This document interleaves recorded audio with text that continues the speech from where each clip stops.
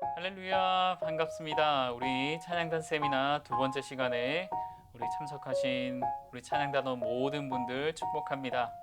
우리가 모여서 함께 이렇게 찬양단원 세미나를 진행하는 게 여전히 어려운 상황이지만 이 시간을 통해서 예배에 대한 우리의 사랑과 찬양을 향한 우리의 열정이 더 깊어질 수 있는 저와 여러분들에게 축복합니다.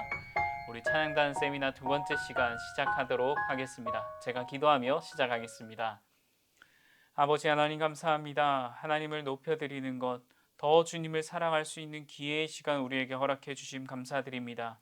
이 시간을 우리가 주님 앞에 온전히 드림으로써 하나님 더 사랑할 수 있는 예배의 아름다운 헌신이 더해 나갈 수 있는, 또한 구약과 신약이 이야기했던 예배에 대한 하나님을 향한 헌신을 다시 한번 깨달아 우리 삶 가운데서 더욱 하나님을 향한 뜨거운 헌신의 사람들로 삼아 주옵소서. 예수님의 이름으로 기도드립니다. 아멘. 우리 오늘은 지난 시간의 이야기를 먼저 한번 되짚어보며 우리 찬양단 세미나를 시작하도록 하겠습니다. 우리 예배에 대한 내용들을 지난 첫 시간을 통해서 들었습니다. 예배에는 네 가지의 요소가 있다라고 이야기했습니다. 첫 번째가 찬양, 그리고 두 번째가 기도, 세 번째가 말씀, 그리고 네 번째가 성찬이라고 했습니다. 이 모든 것들은 예수 그리스도를 높여드리는 시간이 되어야 한다라고 말씀드렸습니다. 또한 우리의 존재의 목적이 무엇입니까? 우리가 예배하는 이유는 바로 우리의 목적이 우리 하나님을 영화롭게 하는 것에 있기 때문이다라고 이야기했습니다. 또한 우리는 구약에 있는 예배에 관한 명칭들을 살펴보았습니다. 샤하와 같은 종의 마음으로 무릎 꿇는 것, 그리고 아바드와 같이 일터의 현장 가운데 섬김도 예배로 드리는 것이 진정한 예배다라고 우리가 살펴보았지요. 더불어서 우리는 신약의 예배의 단어들을 살펴보았습니다. 프로스키네오, 그리고 세부마이, 라트레이아 등의 말로서 하나님 나라의 백성으로서의 의무이자 섬김 그리고 헌신이 담겨져 있는 것이 바로 예배다라는 것을 우리가 살펴보았습니다. 오늘 이 시간도 우리 함께 하심으로 예배에 대한 더 깊은 가치들을 세워나갈 수 있는 저와 여러분 모두 찬양팀들 되시기 바랍니다. 우리가 드리는 예배의 대상은 누구일까요? 그 이야기를 먼저 시작하면서 오늘 이야기를 시작해 보려고 합니다. 우리가 드리는 예배의 대상은 당연히 하나님입니다. 우리가 믿음의 고백으로 담겨 있는 우리의 믿음의 고백이라고도 할 수 있는 니케아 신조에는 한 하나님, 즉 천지를 지으신 분, 보이는 것과 보이지 않는 모든 것을 지으신 분, 전능하신 아버지를 믿는다라고 이야기를 하고 있습니다. 마찬가지로 우리가 드리는 예배는 반드시 한 하나님, 천지를 지으신 분, 보이는 것과 보이지 않는 모든 것을 지으신 분을 이 아버지라 고백하는 것이 우리의 예배의 올바른 대상이라는 겁니다. 저와 여러분이 올바른 하나님만 예배하고 있습니까? 이 하나님에 대해서 디모데전서 6장 16절에서는 이렇게 이야기합니다. 가까이 가지 못할 빛에 거하시고 아무 사람도 보지 못하였고 또 볼 수 없는 자라고 디모데전서에서 바울을 통해서 이제 디모데에게 전해집니다. 즉 하나님께서는 가까이 가지 못할 영광 가운데 거하시고, 그리고 아무도 보지 못하고, 그리고 또 볼 수도 없는 자가 바로 하나님이라는 것입니다. 이러한 신약의 디모데전서에서 등장한 모습은 구약에서도 이미 등장합니다. 그것은 바로 출애굽기 33장 20절에서 등장하고 있습니다. 출애굽기 33장 20절에서는 이제 모세에게 이르러 우리 하나님께서는 나를 보고 살 자가 없음이니라 라고 말씀하시므로 예배의 대상이신 하나님은 보이지 않으면서도 영광 가운데 거하시는 하나님이시다라는 것을 우리에게 알려주고 있습니다. 저와 여러분은 예배 가운데서 하나님을 진정으로 예배하고 있습니까? 하나님을 예배한다는 것은 보이지 않더라도 그 가운데서도 영광 가운데 거하시는 하나님을 아버지로 믿는 것입니다. 즉 우리가 드리는 예배는 하나님께 속한 것입니다. 시편 45편 11절에서는 그래서 이렇게 이야기합니다. 저는 너의 주시니 너는 저를 경배할지어다. 아멘. 우리 하나님은 우리가 경배해야 할 대상입니다. 우리가 오직 하나님만을 경배하고 나아가야 합니다. 여기서 깜짝 퀴즈 잠깐 하도록 하겠습니다. 지난 시간에 말씀드린 것처럼 우리 깜짝 퀴즈는 이 강의 소감문 제출 시에 함께 제출하시면 가산점이 있습니다. 예배의 대상은 누구입니까? 앞에 이야기들을 잘 추려서 한번 설명해 보시기 바랍니다. 우리가 드리는 예배는 그러면 무엇이 목표이기에 우리는 예배 드려야 되는 걸까요? 그것은 호세아서가 우리에게 더 잘 알려주고 있습니다. 예배의 목표는 하나님을 아는 것이라고 할 수 있는데요. 그것에 대해서 호세아서 6장 3절에서는 이렇게 말합니다. 그러므로 우리가 여호와를 알자, 힘써 여호와를 알자. 그의 나타나심은 새벽빛 같이 어김없나니 비와 같이 땅을 적시는 늦은 비와 같이 우리에게 임하시리라 하니라.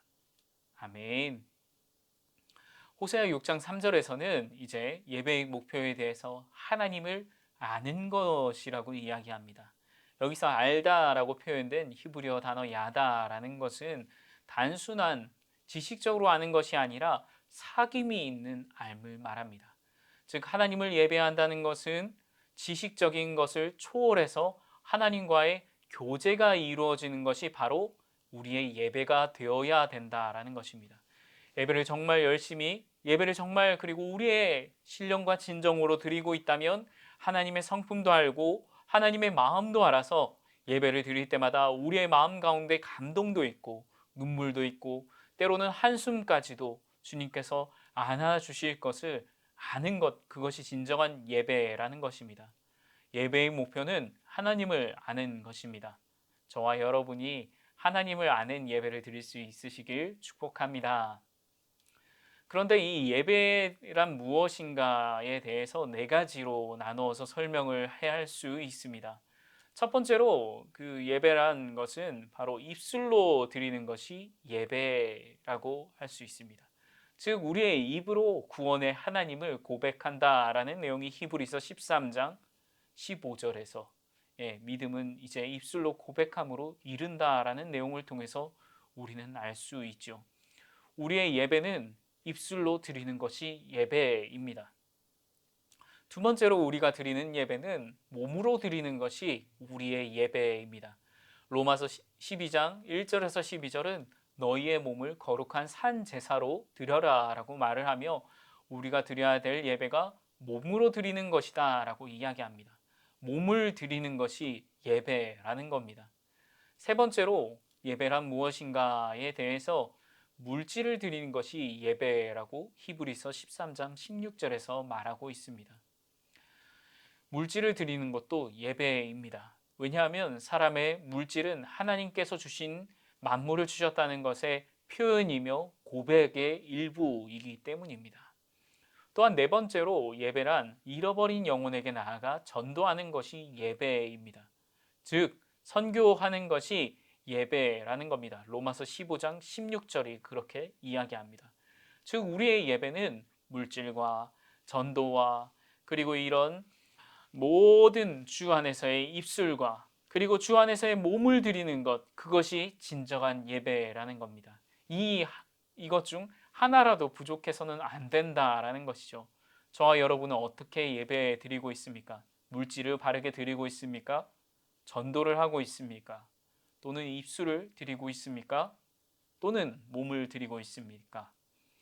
우리가 찬양 단원으로 섬기다 보면 몸을 드리지 못하는 경우, 또는 우리의 물질을 드리지 못하는 경우, 또는 전도를 하지 못하는 경우, 또는 입술을 주님 앞에 드리지 못하는 경우를 보게 됩니다. 우리는 이것을 잊어서는 안 됩니다. 이 네 가지의 영역이 없이는 진정한 온전한 예배가 아니다라는 것을 우리는 잊지 말아야 합니다. 물질을 드림으로 주님이 만물의 주인이심을 고백하고 그리고 한 영혼 한 영혼을 전도함으로 주님께서 찾으시는 주님의 마음을 느끼고 그리고 그 가운데서 내 입술로 우리 주님만이 왕이시다라는 예배의 고백을 통해서 진정한 예배자들 되시기 바랍니다.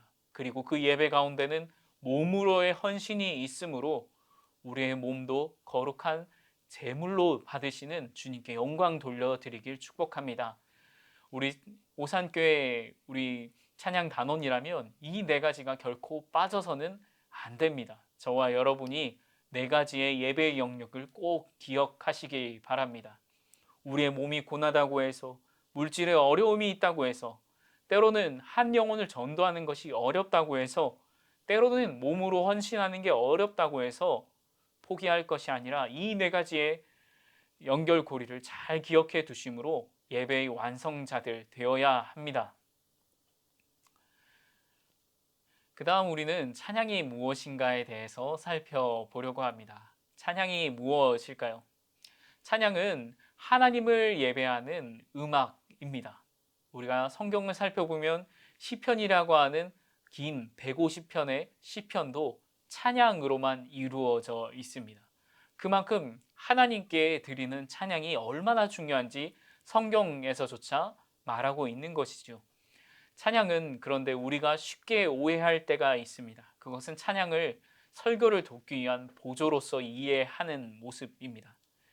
마침 이 주보나 각종 예배의 순서지를 보게 되면 찬양을 마치 찬양으로서 찬양을 앞에 부르고 그리고 뒤에 부름으로 이 예배의 말씀을 부각시키기 위한 도구로 생각하는 때가 많이 있습니다.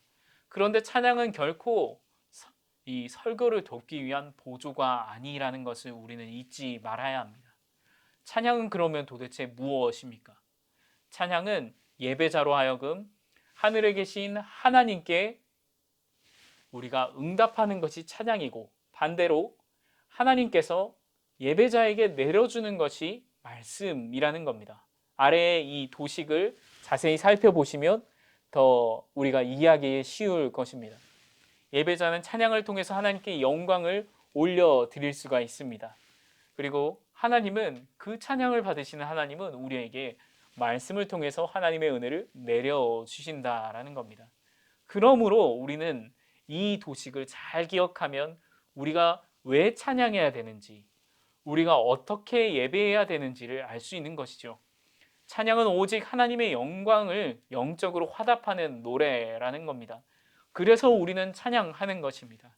그래서 우리는 우리의 시간과 몸과 물질을 헌신하면까지 이 사역을 다해 나가는 것입니다. 결코 찬양은 보조적인 수단이 아니라는 것입니다.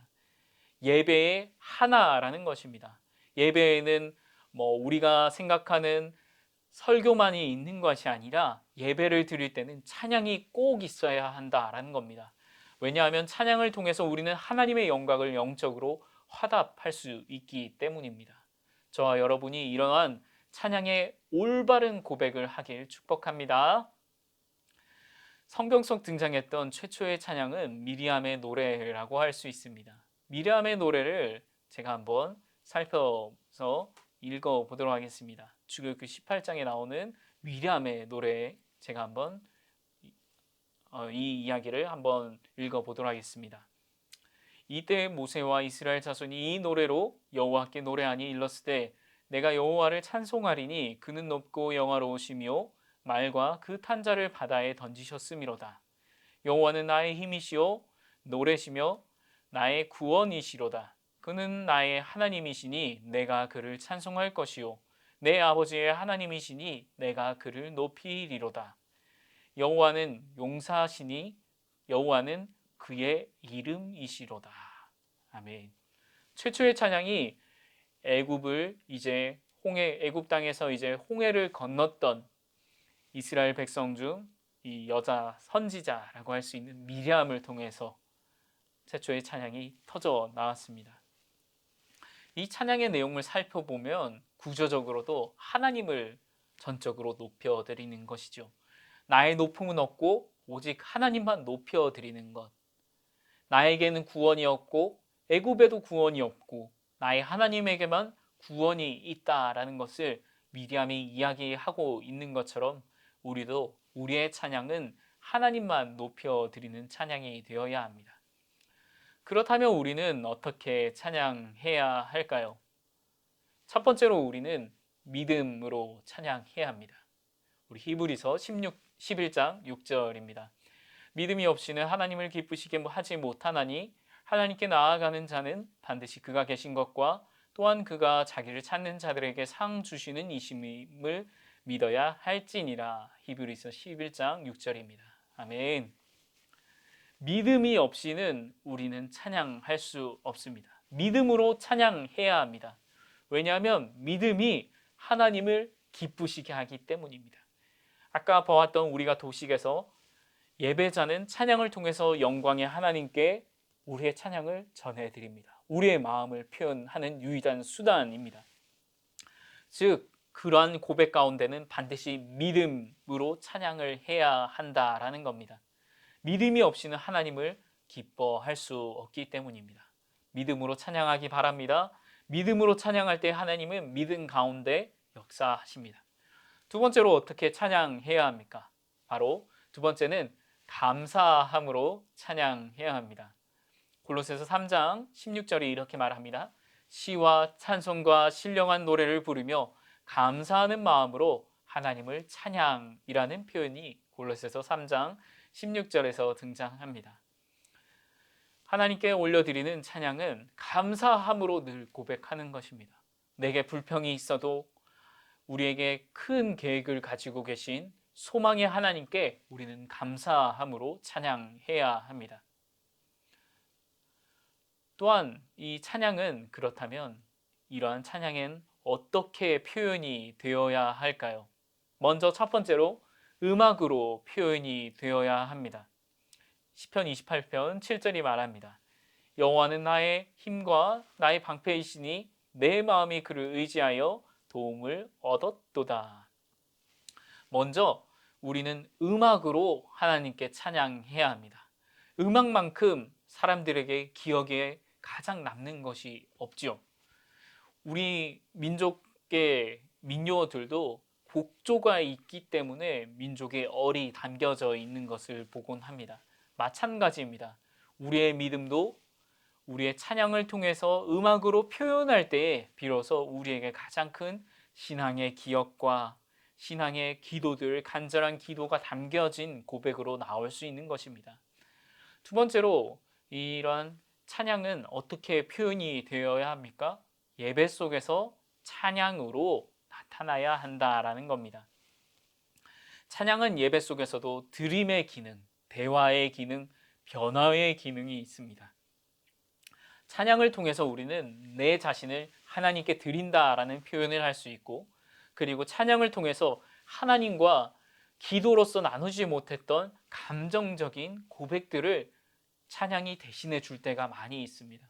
기도할 때면 우리의 기도의 문이 막힐 때가 있지 않습니까? 무슨 말을 해야 될지, 무슨 이야기를 고백해야 될지 우리의 머릿속이 이렇게 헷갈릴 때가 있죠.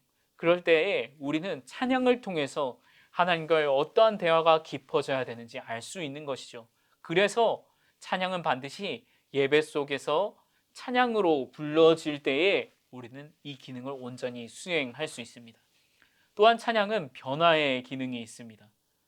찬양을 함으로써 내 마음이, 때로는 슬펐던 내 마음이 위로를 얻기도 하고, 때로는 하나님 앞에서 답답했던 마음이 찬양을 함으로 마음 가운데 눈물과 회개와 하나님 앞에서 내 삶 가운데 있는 결단으로의 변화가 이루어집니다.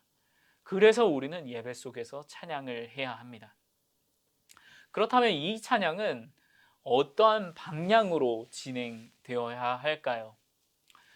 시어도 제닝스라고 하는 신학자는 현재의 예배에 대해서 이렇게까지 이야기했습니다.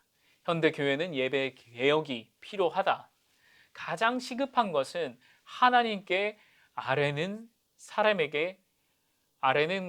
것과 사람에게 말하는 것을 구분하는 것이 필요하다라고 이야기를 했습니다. 즉, 너무나 많은 사람들이, 수많은 예배자들이 하나님께 드리는 것, 그리고 사람에게 말하는 것을 구분하지 못한다라는 겁니다. 우리가 지금 예배의 세미나를 하는 이유도 마찬가지입니다. 찬양단으로 섬기면서 하나님께 아뢰어야 되는 것이 있고 사람에게 말하는 것은 당연히 구분되어야 된다라는 겁니다.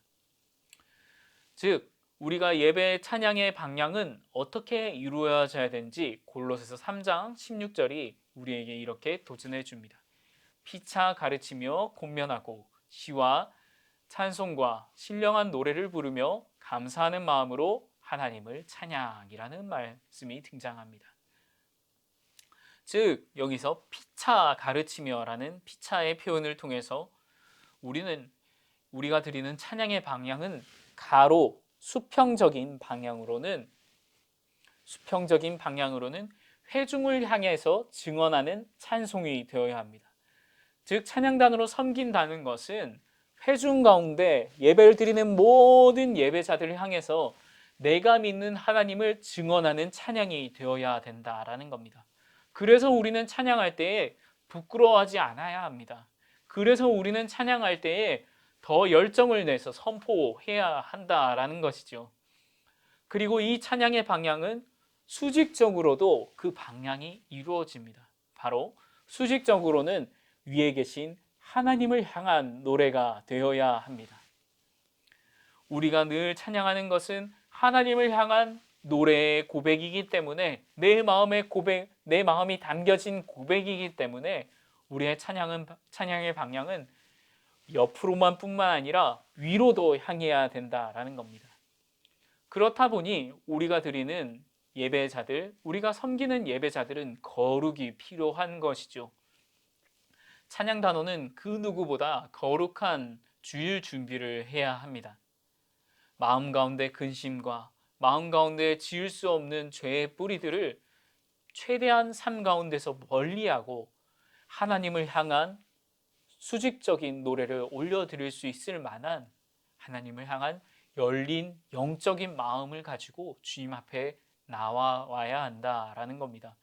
이러한 도식으로 살펴보건대 우리가 드리는 예배는 수평과 수직의 구조를 가지고 있기 때문에 이 가운데서 이미 그리스도라는 통로를 보게 됩니다.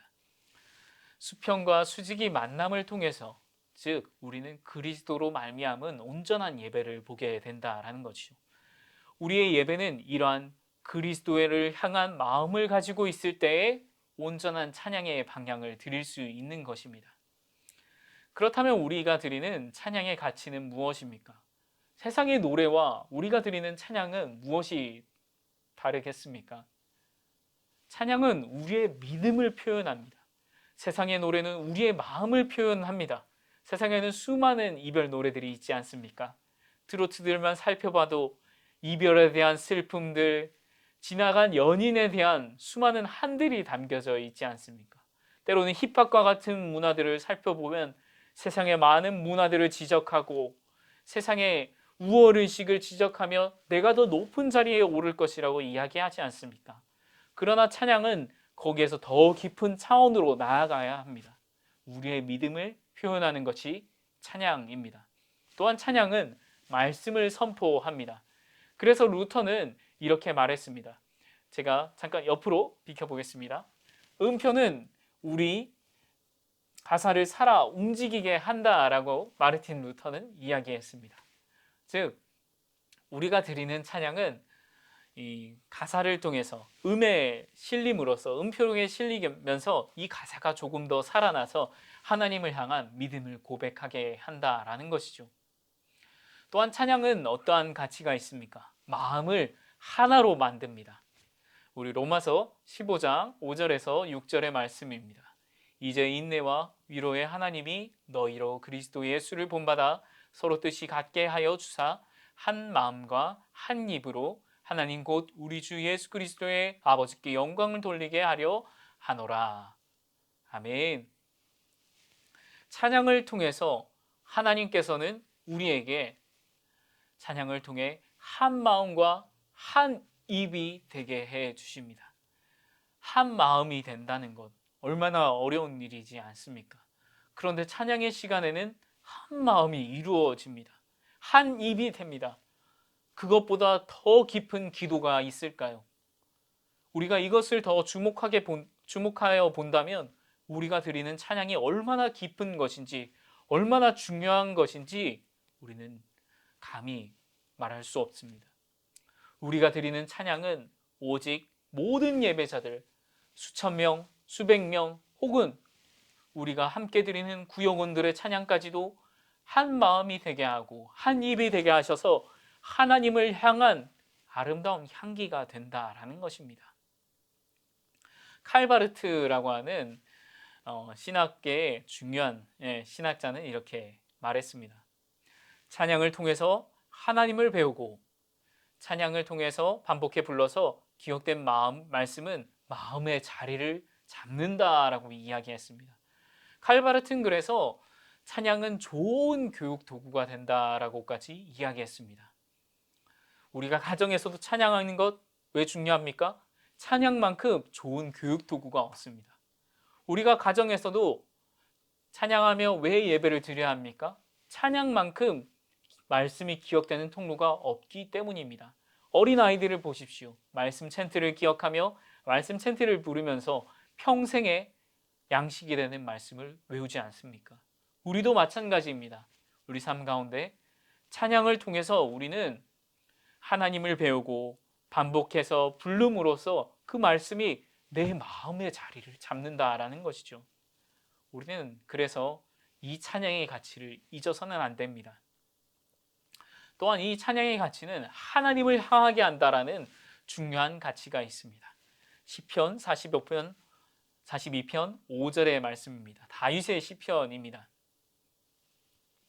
내 영혼아 내가 어찌하여 낙심하며 어찌하여 내 속에서 불안해하는가? 너는 하나님께 소망을 두라. 그가 나타나 도우심으로 말미암아 내가 여전히 찬송하리로다. 아멘. 시편 42편은 다윗이 사울을 피해서 도망했을 때에 지은 시입니다. 자신이 어려움을 당했을 때에 다윗의 고백이 무엇입니까? 낙심하고 슬펐을 때 그에게는 소망을 둘 수 있는 유일한 방법, 바로 찬양이었다라는 것입니다. 아무리 우리의 삶이 어렵다고 이야기를 하지만 다윗만큼 목숨을 잃을 뻔한 경험을 여러분이 하고 있습니까? 그렇다면 설령 그런 어려움이 있을지라도 찬양을 하는 것이 우리에게 하나님께 소망을 두는 중요한 길과 방법이 된다라는 겁니다. 다시 고백한 것처럼 여전히 하나님을 찬양할 때에 찬양을 통해서 하나님을 향하게 됩니다. 저와 여러분이 이러한 찬양의 가치를 올바로 알기를 축복합니다. 오늘 찬양과 예배에 대한 설명을 통해서 이 강의를 통해서 또한 나의 찬양의 모습을 다시 한번 살펴보고 찬양의 방향이 어떠해야 될지 되살펴봄으로써 찬양단원으로 섬김을 다시 한번 각오하며 나아갈 수 있는 저와 여러분 되게 축복합니다. 한 주간도 평안하시고 축복된 삶, 하나님을 높이 찬양드림으로 수평적으로나 수직적으로나 하나님을 높여 드릴 수 있는 저와 여러분 되길 축복합니다. 수고하셨습니다.